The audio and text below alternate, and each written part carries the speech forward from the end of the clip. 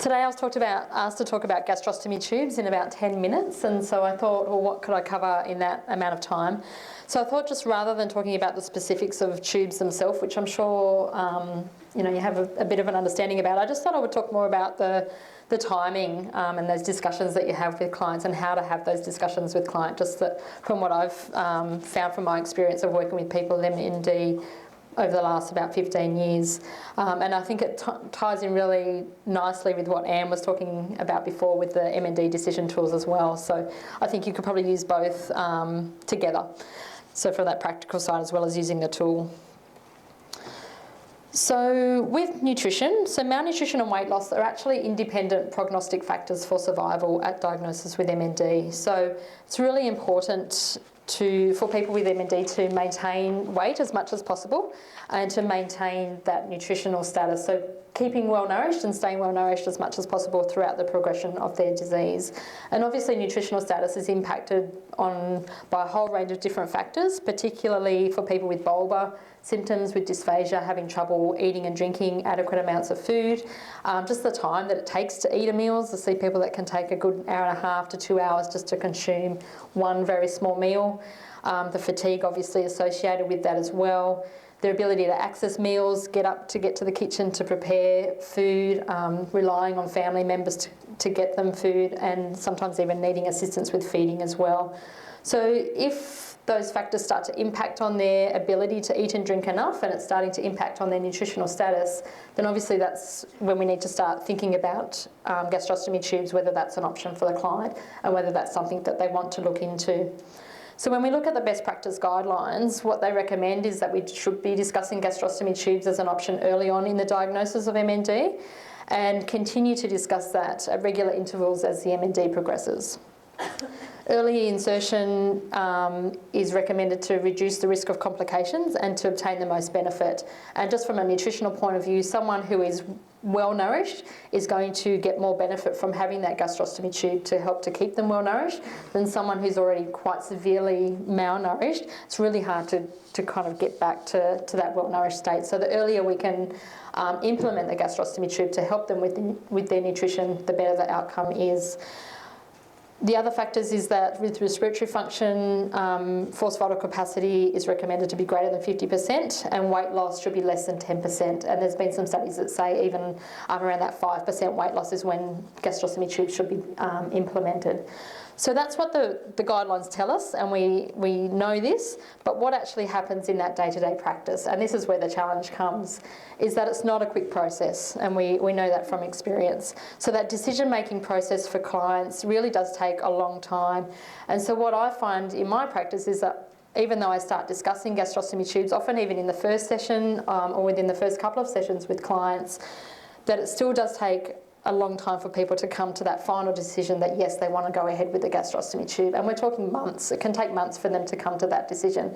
And I liked what was said earlier is that clients, they don't know what they don't know because they don't know what's ahead. We as health professionals can, we see people with MND, we have a fair idea of what that progression is going to be and what's going to happen.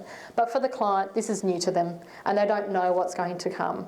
And so for them to think that they're going to get to a point where they're not going to be able to eat and drink, I imagine would be really hard to comprehend. And so being able to come to that decision at an earlier stage is really quite challenging.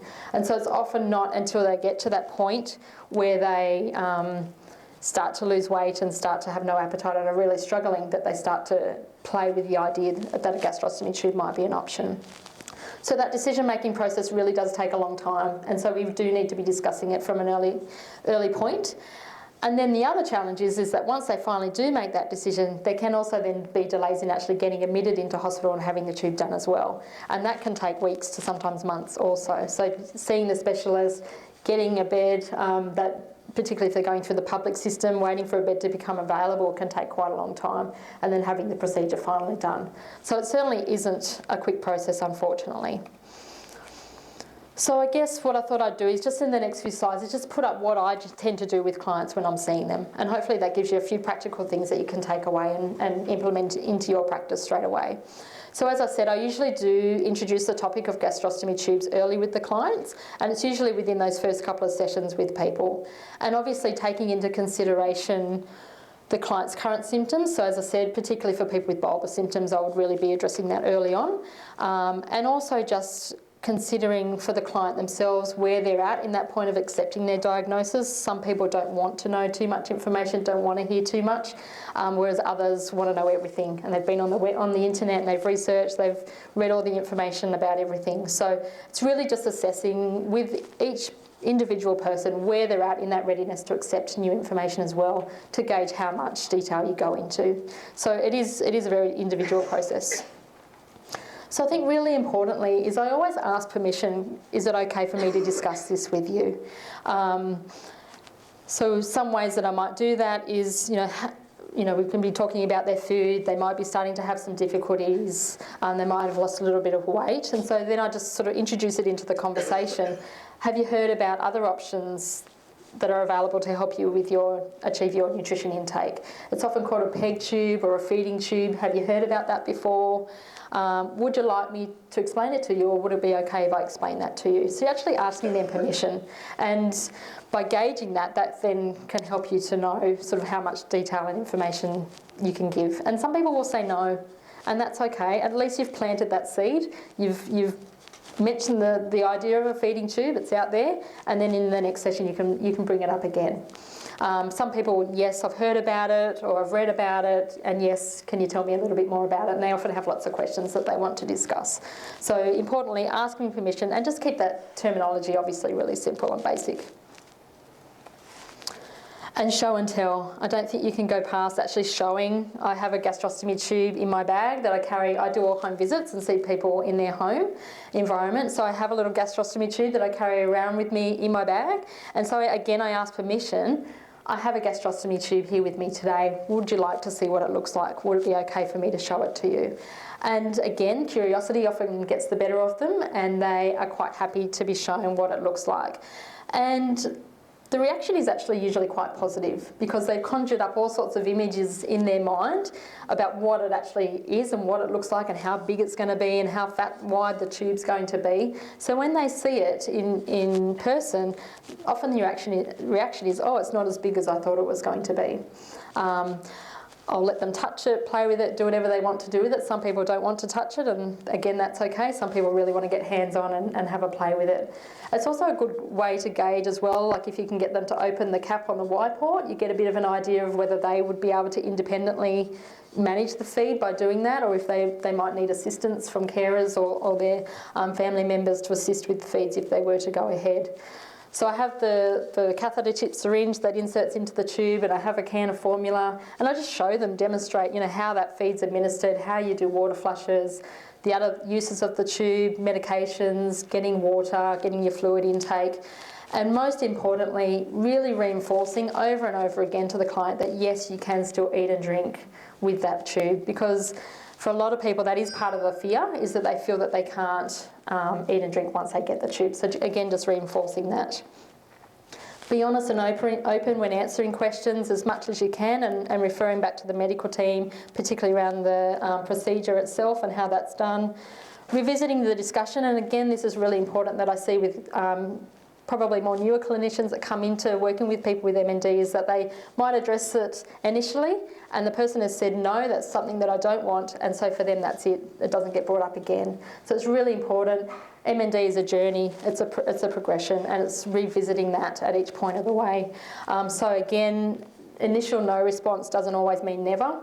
So again, I might just say, I know when we talked about gastrostomy tubes or the PEG tube before, you weren't really that interested.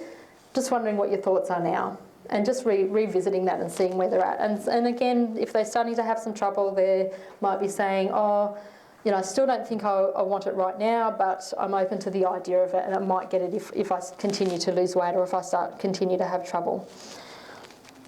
And just supporting the client in their decision. So reassuring them that they don't have to have the tube, and they will be supported in that decision. But it's my role, I feel it's my role that they get that information so that they can make that informed decision.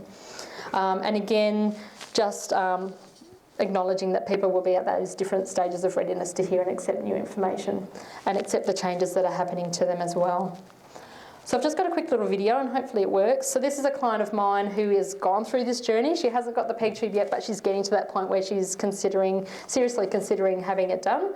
She was a lady who has been overweight her whole life and has dieted her whole life, quite sadly. And so now she was quite joyed to be told that she doesn't need to diet anymore. She can eat whatever she likes.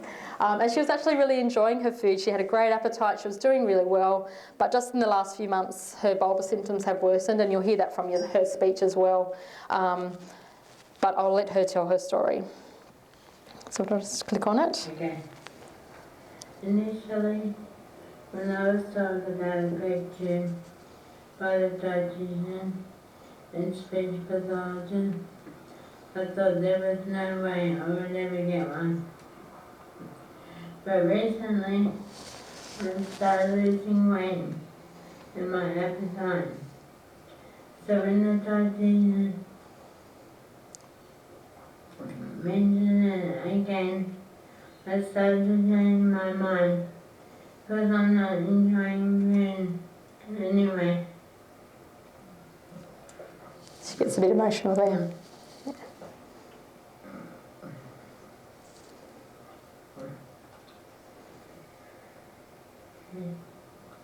The dietitian has shown me a bag and explained the procedure. And I didn't realise the tube was so small and not hard. So now I'm actually deciding I might consider it. So I think that just really highlights, just what I've been saying is that it is a journey, and she's, you can see that decision-making process that she's going through, and we'll see what her final decision is, I guess, in the next couple of months. So really, just to sum up, the best practice guidelines do encourage early insertion of a tube for those that want it, but it's not a quick process. It is a journey, and I guess our role is to help and assist them through that journey. There's just a couple of resources. There's the ACI website that has some good gastrostomy tube resources on there, and there's a really good patient story on there as well, a video of a patient with the head and neck cancer that has a PEG tube. But again, it just tells his story from his perspective of living with a feeding tube, if you're interested in looking at that. And then there's also the gastrostomy training program, which was developed last year through Sydney Local Health District. There's 6 online modules which are free. And it's for any health professionals. You don't need to be a dietitian. And then there are, if you want to go on with that, there's 2 face-to-face workshops as well, which there is a cost involved with those. But the online modules are really great. I did them earlier this year. So, yeah, thank you. Thanks so much.